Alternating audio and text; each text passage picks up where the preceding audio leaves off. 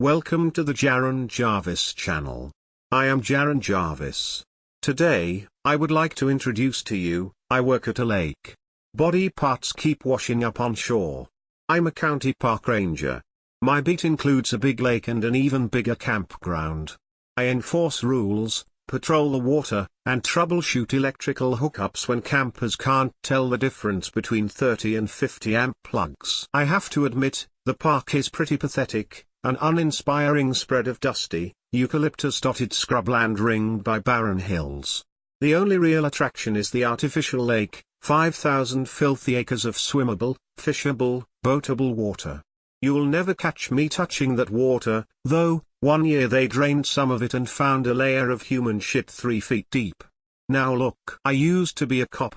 I've smelled dumpster corpses in the dog days of summer and hoarder houses crowded with dead animals. But the smell of that giant underwater shit cake baking in the July sun tops it all. Anyhow, ours is the only campground this side of the county with a constant, active ranger presence. There's good reason for it. It's a huge, rural park. We have issues with vagrants and meth cookers. Also, anytime you pack hundreds of drunk campers in tight quarters a few yards from the water, you're going to have problems. People drown. Trailers catch fire. Idiots pilot boats when they're drunk and end up killing each other. Body parts wash up pretty regularly, fingers, toes, the occasional limb. Legacies, I guess, of accidents and suicides. At least once a summer, some gangbanger shoots a rival gangbanger and traumatizes everyone in the park. Yet they keep coming, every summer, without fail.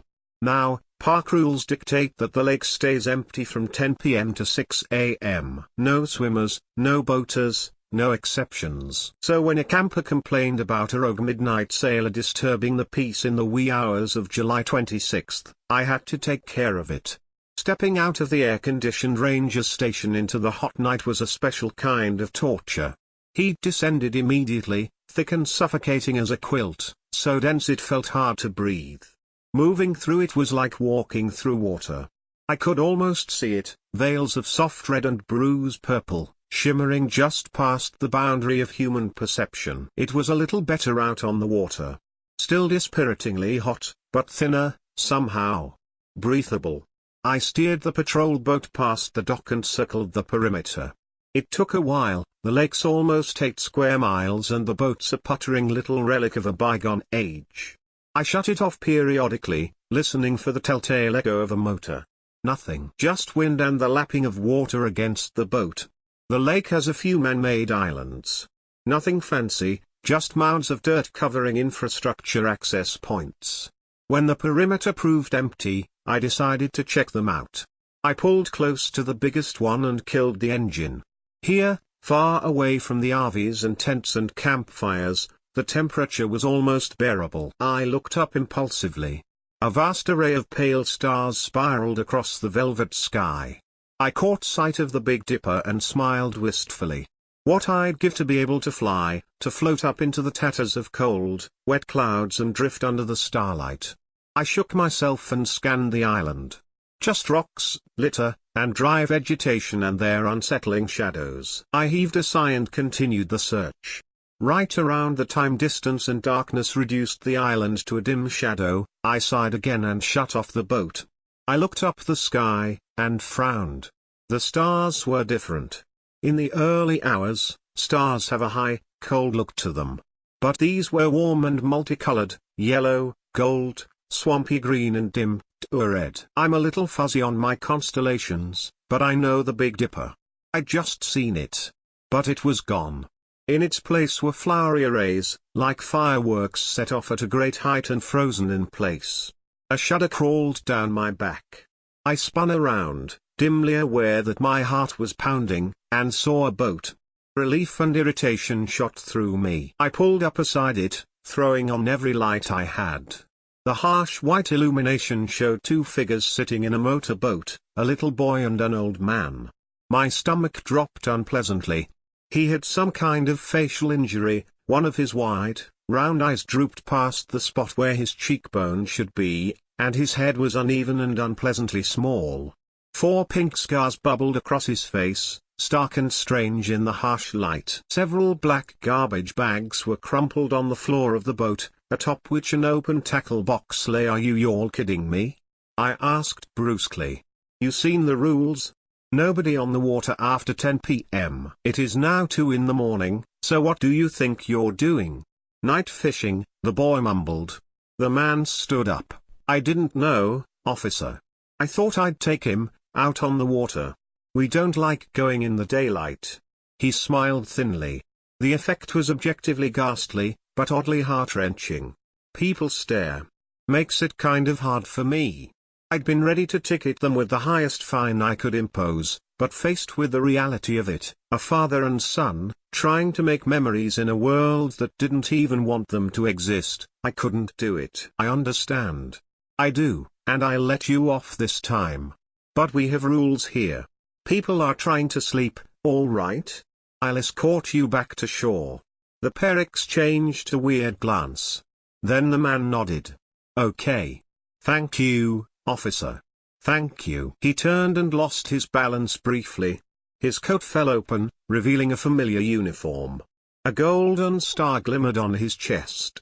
A sheriff badge. I blinked, and suddenly his coat was closed again, obscuring the clothing beneath. Just then, the boy slipped something overboard. It hit the water with a loud plop. "What was that?" I barked. "You need help fishing it out?" The boy shook his head, white face practically glowing. No. It was just nothing." I turned my flashlight on the water and caught a glimpse of something long, ragged, and pale drifting down. Blood clouded behind it like watercolor. A human arm. My hand flew reflexively to my duty belt. "Hold still. Don't you goddamn move." At that moment something huge and white erupted from the murk, slithering along the side of the motorboat. An enormous ribbon of moonlight, cutting through the water like a phantom. I watched, stunned, as the ribbon caught the arm and began to eat. "What is that?" I barely recognized my own voice. "What the hell, what are you people doing?" The man licked his lips and tried to give me another smile. "It defies nature as we know it. If we feed it, it stays small. If we don't feed it, it grows." He was trembling, I noticed. Trembling so hard his coat fluttered. "We can't let it grow anymore. It's already pulling the other world through to ours. Like thread through a needle. When it gets enough thread, it'll start making stitches." I looked up at the sky again. Firework constellations, pulsing in 1,000 colors that were too warm and far too strange. Then that long, eerie wraith whipped at my boat, hitting it with enough force to make me lose my balance. I fell against the railing as the creature surfaced. "Don't look." The man wailed. But he was too late. I caught a glimpse of an awful face, predatory yet strangely unformed, with hollow dark eyes and a gaping, yawing mouth spiked with warm, pulsing lights like stars. I closed my eyes and prayed as the boat creaked and the water lapped. After a long time, the boy squeaked, "It's full. We can go now." He didn't need to tell me twice. About halfway across the lake, I heard the rumble of a motor and looked back. The man and the boy and their little motorboat were behind me. The man gave me an encouraging smile. I looked away and shuddered.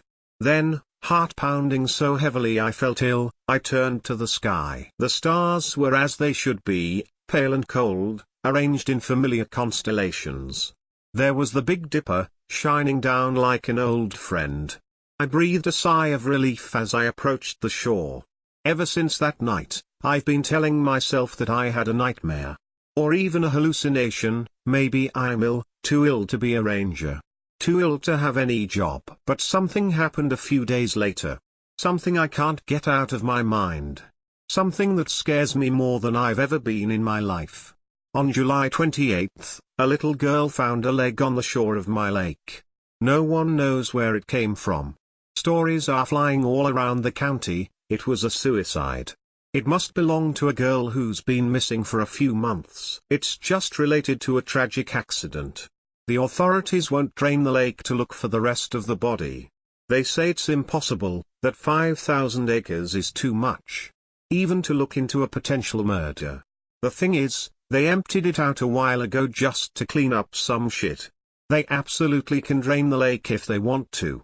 But maybe they know better than to try.